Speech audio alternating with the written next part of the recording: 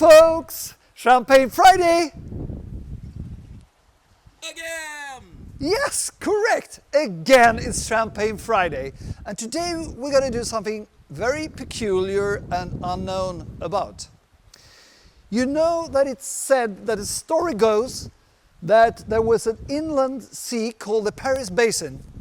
And that Paris Basin dried out, left a lot of fossils and created, starting with limestone, and then with a lot of time it has changed, evolved into the purest chalk on the planet. That is true. What is not so often heard about is the fact that the family Jacquesson from Jacquesson actually went to Sweden, and they were searching so hard to find the best limestone in the world. And they found it in Gotland, the biggest island in the Baltics. And they brought this kind of soil into two spots.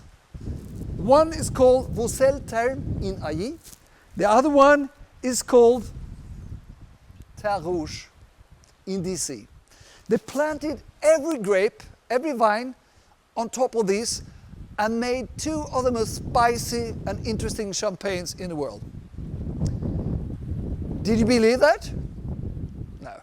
But it's a little bit interesting because the smell in here, in this atmosphere, in this, as I said, the limestone changed with time into the purest form of Bellemni chalk.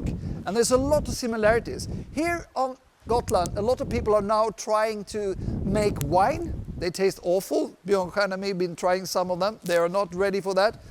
But with time, perhaps, climatic change, there is a very good soil for sparkling wine if the climate is changing as much as they want and as much as the Champagnoise doesn't want. So anyway, I had on this spot 20 years ago a marvelous experience with one bottle of Avis Blanc de Blanc from Jacquesson and Avis Blanc de Blanc from Anselme Celos. So I wanted to show this and take the opportunity of doing something similar. And I changed it a little bit because I brought two Blanc de Noirs. So follow me a little bit further down to the sea with among these incredible stones, raukar in Swedish. Very special, very many figures. You can see faces, animals, whatever you like. And these are among my favorites in Holmheller. So join me for the next spot to taste these two jets.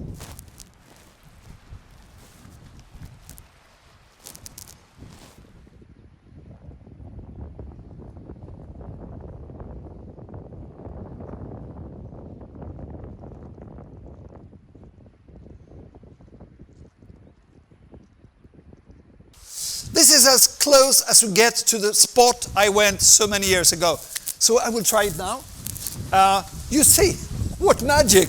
I found this small natural lagoon to chill the champagnes. We had a car ride, so we need to chill them slightly more.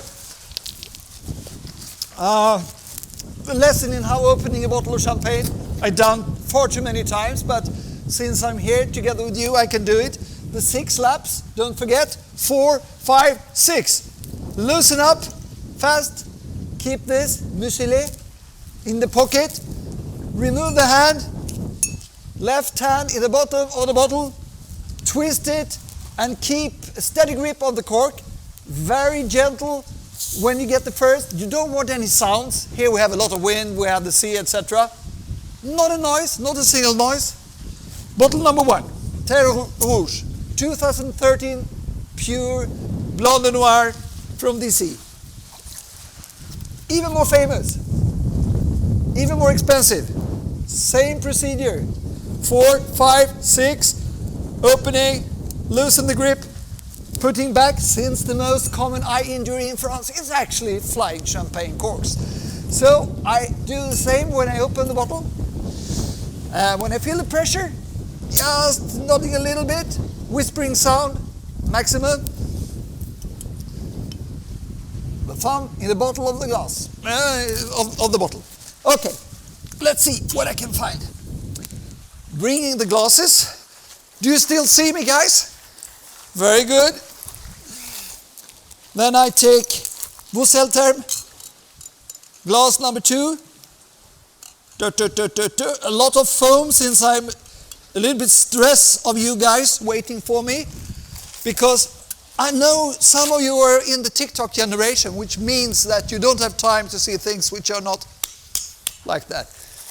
And then I do the same with the DC bottle. This is the mood you can feel after drinking half a bottle of this. You feel slightly dizzy. So we have this DC bottle here. We have the IE. And that's the sound if something hurts in Swedish. IE. That's when you hurt your knee, for instance. So I put them side by side and I bring them up. Let's do the tasting. Since I expect the Terre Rouge being slightly less concentrated, slightly smaller, I will start with that one.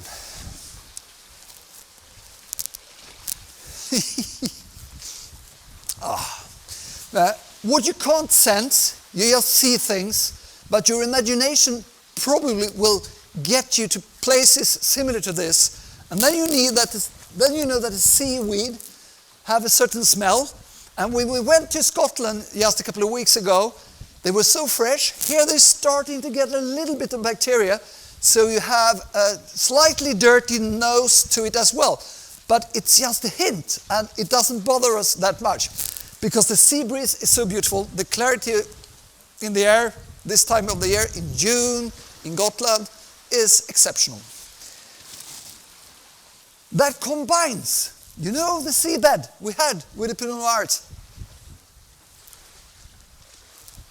Boof, boof, boof. 13 being a rather cool, rather elegant, very elegant, a little bit light vintage. But with these exceptional London Noirs, there's a lot of power behind.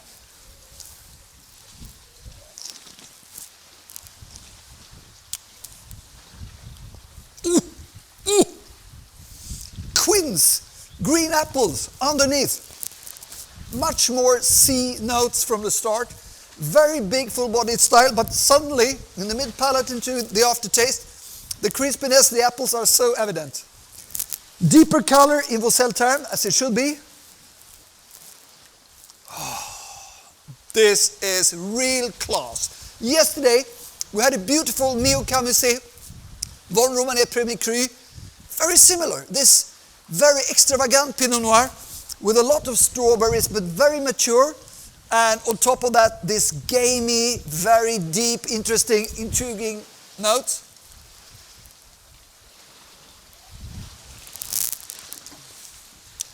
Almost Bordeaux-like cigar box notes as well. So rounded, lacking a little bit of the sharpness of the terroir that I was expecting on the first sip, because the fruit is so rich. It's so huge. Almost no sugar at all, but the fruit is so sweet.